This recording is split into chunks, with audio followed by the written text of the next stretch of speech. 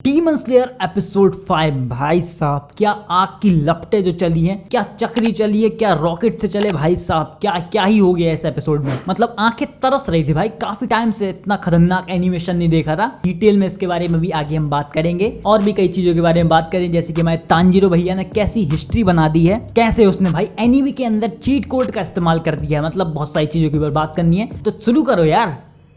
तो पिछले एपिसोड के लास्ट में यहाँ पे मित्सुरी जी की एंट्री होने ही वाली रहती है, लेकिन एपिसोड वहीं पे खत्म हो जाता है। तो लौंडे भैया बेचारे थोड़े से रहते हैं, अरे भाई साहब कब एपिसोड आएगा, कब देखने मिलेगा मित्सुरी का एक्शन। एंड फाइनली ये एपिसोड आ चुका है एंड इसमें हमें मित्सुरी जी का एक्शन भी देखने मिलता है, बट शुरू में कुछ और देखने मिलता है। मतलब ये लोग भी पता है ये लौंडे क्या देखना चाहते हैं, तो इसलिए थोड़ा सा वेट करवाया है शुरू में। डीमन स्लेयर वालों ने कहा अपने घोड़ों को पकड़ के रखें, तुम्हें घोड़े दौड़ाने का टाइम मिलेगा। शुरू में तुम देखो टोकीटो को। एपिसोड का नाम है ब्राइट रेड स्वॉर्ड, जो कि इस एपिसोड का मेन हाइलाइटिंग पॉइंट है।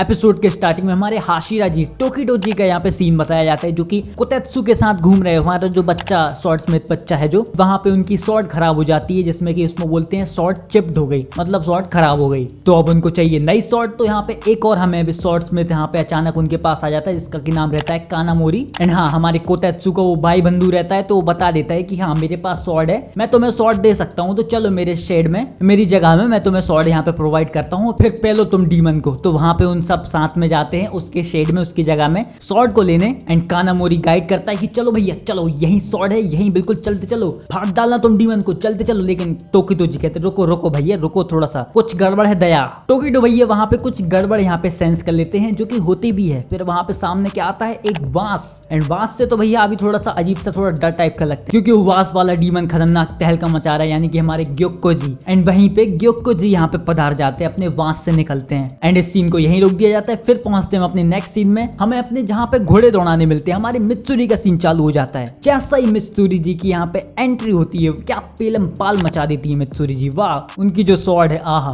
क्या खतरनाक तरीके से बजाती है हमारी मित्सुरी उन मछलियों को, या फिर बोलना चाहिए उन डिमोनिक मछलियों को, क्योंकि वो डीमन वाली मछलियां हैं। एंड कुछ विलेजर्स तो हट हो जाते हैं, लेकिन काफियों को मित्सुरी जी बचा लेती है। बट एक बात मेरे को यहाँ पे समझ में नहीं आई कि मित्सुरी को कैसे पता चला कि इन मछलियों के उनको वांस पे मारना है, जब जाके मछलियां मरी। क्योंकि टोकीटो ने यहाँ पे मछली को पहले सिर से काटा था, नहीं मरी, फिर उसके वांस से काटा, जब जाके मरी, तो उसको जब पता चला, हाँ मैं देखा। बट मित्सुरी जी ने तो आते ही साथ सबका बांस ही फाड़ डाला, बिल्कुल भाई साहब सबको मार दिया एक बार में, सारी मछलियां खत्म। शायद हो सकता है रास्ते में आते आते ये चीज उन्होंने फाइंड आउट कर ली हो, या फिर उनकी IQ बहुत ज्यादा ही तेज हो। एंड मित्सुरी जी फिर थोड़ा आगे बढ़ती है, वहां पे देखती है कि एक बड़ा वाला फिश वाला मॉन्स्टर है, जो कि नॉर्मल से काफी बड़ा है। एंड टेच्चिन के वहां पे लगे पड़े हैं, टेच्चिन वही हमारा छोटा वाला स्वॉर्ड स्मिथ जो कि शुरू में देखा था, उसके वहां पे लगे पड़े हैं, क्योंकि उस बड़े फिश वाले डीमन ने हमारी टेच्चिन को यहाँ से पकड़ के रखा है। बेचारे का खून निकला जा रहा है पुछ, लेकिन वो पकड़े रखा है डीमन। बट फिर हमारी एंट्री होती है मित्सुरी जी की, जो कि अपना खतरनाक लव ब्रीदिंग का अटैक चलाती है। क्या नाम रहता है उसका, शिवर्स ऑफ फर्स्ट लव, मतलब पहले प्यार की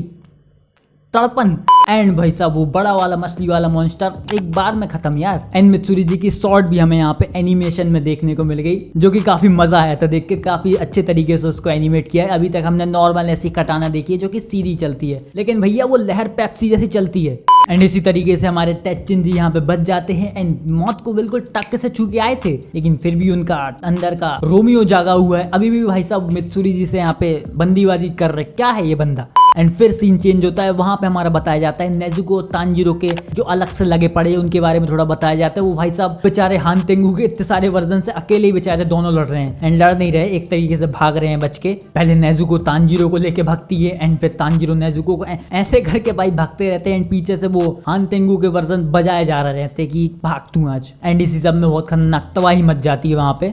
एंड फिर हमारे टोकीटो की तरफ सीन फिर से जाता है, जहाँ पे हमारे ग्योक्को जी अपना आर्ट वर्क दिखाते हैं टोकीटो जी को, कि देखो भैया हमने क्या आर्ट वर्क बनाया है, तुम्हारे शॉर्ट्स में थे ना, उससे हमने कुछ बनाया है। एंड फिर जो डिस्गस्टिंग चीज देखने मिलती है भाई साहब, क्या बंदा है क्योंकि ऐसे कई सारे स्वॉर्ड स्मिथ को यहाँ पे गोला टाइप का बना के उनको, मतलब एक किसी के पार्ट किसी में घुस गए, मतलब ऐसा कुछ करके बॉल टाइप की बना दी। एंड उसमें भी शॉर्ट टाइप की घुसी हुई है उनके अंदर, क्या क्या गंधीलपना मच गया भाई। एंड वो घुसी हुई शॉर्ट को यहाँ पे मोड़ रहा है, बेचारे चिल्ला रहे हैं, बेचारे स्वॉर्ड स्मिथ बाप रे क्या क्या कर रहा है। एंड ये सीन भी डीमन स्लेयर का one of the most dark scenes में से एक बन चुका है, क्योंकि है यार भाई क्या चल रहा है ये। एंड फिर हमारे टोकीटो जी डायरेक्ट अटैक कर देते हैं हमारे ग्योक्को पे, लेकिन ग्योक्को यहाँ पे बच जाता है, बार बार बच जाता है। जाता है। फिर टोकिटो यहाँ पे कुछ अपना दिमाग लगाते हैं कि वास की मदद से यहाँ पे बच रहा है, मतलब एक वास यहाँ पे दूसरा वास वहां पे, तो मतलब वास की मदद से टेलीपोर्ट टाइप का हो रहा है। तो मतलब कहाँ से आ रहे हैं वास, तो मतलब ऐसा दिमाग वगैरह लगाता है टोकिटो जी, जो कि अगले एपिसोड में हमें ठीक से पता चलेगा उसके बारे में क्या दिमाग लगाया इसने। एंड फिर ग्योको अपनी कुछ और मच्छियां निकालता है जो कि गोल्ड फिश टाइप का कलर रहता है। एंड वो मच्छियां भाई साहब नीडल फेंकती हैं, खतरनाक तरीके के नीडल्स शूट करती हैं। एंड उनका निशाना होता है कोतेत्सु, जो कि छोटा बच्चा, और वो एक और शॉर्ट्स में तो उसके साथ वाला वो निशाना होते हैं। लेकिन हमारे टोकिटो जी यहाँ पे बीच में आ जाते हैं और खुद छिद जाते हैं उन नीडल्स से। ये सीन भी काफी ओपी बैडेस टाइप का था, उसमें इतनी सारी नीडल्स घुस चुकी है हमारे टोकिटो जी में, लेकिन फिर भी वहां पे एक भी रिएक्शन नहीं देते कि मुझे लग गई, मुझे ये हो गया। भाई वो वैसे ही खड़ा है, बिल्कुल सिग्मा बना हुआ लड़ रहा है। एंड कोतेत्सु वगैरह फिर बच जाते हैं एंड और नीडल्स वगैरह फेंकती है, लेकिन इस बार टोकिटो यहाँ पे नीडल्स को ब्लॉक कर देता है। फिर से एक और बार होता है, फिर से ब्लॉक कर देता है। भाई एक बार अगर तुम ब्लॉक कर सकते हो तो पहली बार में तुमने घुसवा क्यों ली भाई? इसका रीजन भी थोड़ा सा समझ में नहीं आया, पर हो सकता है वो ट्रेवल करके आ रहा हो एंड ट्रेवल के साथ साथ ब्लॉक भी करना इतनी सारी नीडल्स को शायद थोड़ा मुश्किल हो। एंड वहां पे जब उसने ब्लॉक करी थी, जब वो वहीं पे खड़ा था, शायद ये रीजन हो सकता है। बट सीन तो काफी बैडएस था एंड बंदा हमारा टोकिटो भी काफी बैडएस है। एंड ग्योको फिर कुछ लाइन बोलता है, वर्थलेस टाइप की कुछ वर्ड यूज करता है। एंड उस वर्थलेस वर्ड से टोकिटो जी को अपना बैक स्टोरी याद आ जाती है, लेकिन सिर्फ कुछ थोड़े बहुत ही पार्ट्स यहाँ पे याद आते हैं, पूरी बैक स्टोरी याद नहीं आ जाती। एंड इससे हमें ये पता चलता है कि टोकिटो को अपनी बैक स्टोरी पता नहीं है, मतलब पुराना उसको ज्यादा कुछ याद नहीं है। अब ये पता नहीं उसको कुछ बीमारी है या फिर कुछ हुआ है उसके साथ, तो ये तो आगे सीरीज में पता चलेगा। एंड थोड़ी देर बाद फिर चालू हो जाती है टोकिटो और ग्योको के बीच की लड़ाई। बट यहाँ पे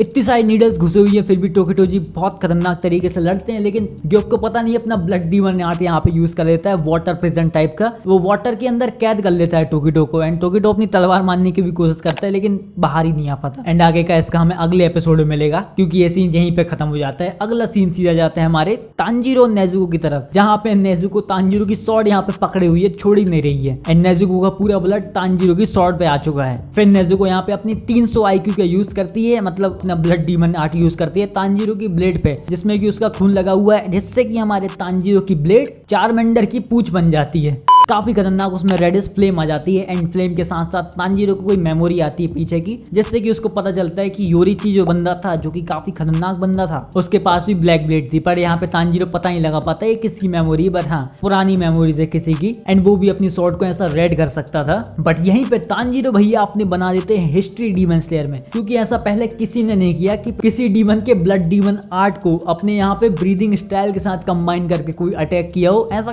कैसे कोई कर सकता है भाई? लेकिन हमारे तांजीरो जी ने यहाँ पे इस एपिसोड में कर ही दिया ये चीज और हिस्ट्री बना दी। एंड चीट कोड इसमें इन्होंने ऐसा यूज कर लिया, क्योंकि ये असली तरीका नहीं है अपनी ब्लेड को रेड करने का, कुछ उसका अलग तरीका है। बट तांजीरो जी ने उसका चीट कोड निकाल दिया हमारी नेजुको की पावर का यूज करके। एंड बस फिर तांजीरो अपनी जलती रेड फ्लेम अपने हाथ में लिया है एंड खुद को सेल्फ मोटिवेशन देता है कि इतने सारे लोगों ने मेरे को पुश किया, मैं यहाँ तक पहुंचूंगा, मैं उनको निराश नहीं करूंगा, उनकी एक्सपेक्टेशन पे खरा उतरूंगा, ये सब बोलता है। एंड वहां पे डीमंस भी इस लाल फ्लेम वाली स्वॉर्ड को देखते हैं और वो हक्के बक्के रह जाते हैं। उनको भी इनहेरिटेड मेमोरी यहाँ पे आती है, जो कि मुजान की रहती है। एंड वही डीमन यहाँ पे इसी एपिसोड में बताते हैं कि इसी ब्लेड ने, ऐसी ब्लेड की मदद से मुजान को लगभग खत्म ही कर दिया था पहले, इस रेड कलर की ऐसी रेड फ्लेम वाली स्वॉर्ड का यूज करके। तो डीमंस की तो यहाँ पे बिल्कुल ऐसी फटना चालू हो गई थी, लेकिन उनकी पूरी तरीके से फटती। यहाँ पे तांजीरो यहाँ से रॉकेट की स्पीड से निकला है, बाहर चीरता हुआ तीनों डीमंस को यहाँ पे रॉकेट की स्पीड से चीर देता है। एंड यहाँ का जो एनिमेशन है ब्रो, ये एनिमेशन जो यहाँ पे किया गया है ना, तांजीरो का जो सन ब्रीदिंग प्लस नेजुको की ब्लड डीमन आर्ट जो मिक्स करके, जो भाई साहब क्या ही एनिमेशन भाई। ये वाला एनिमेशन भी हमेशा याद रहने वाला है। जैसे सीजन 1 का एनिमेशन याद है, जो वो वाला सीन था रियो वाला, वो भी कितना पॉपुलर हुआ था, वो भी आज तक हमें याद है। एंड सीजन 2 की फाइट तो हमें याद ही है, कितनी खतरनाक फाइट थी उसके सीन्स। एंड ये भी उनमें से, इन सीन्स में से एक है जो कि याद रहेगा हमेशा। इतना खतरनाक सीन भाई,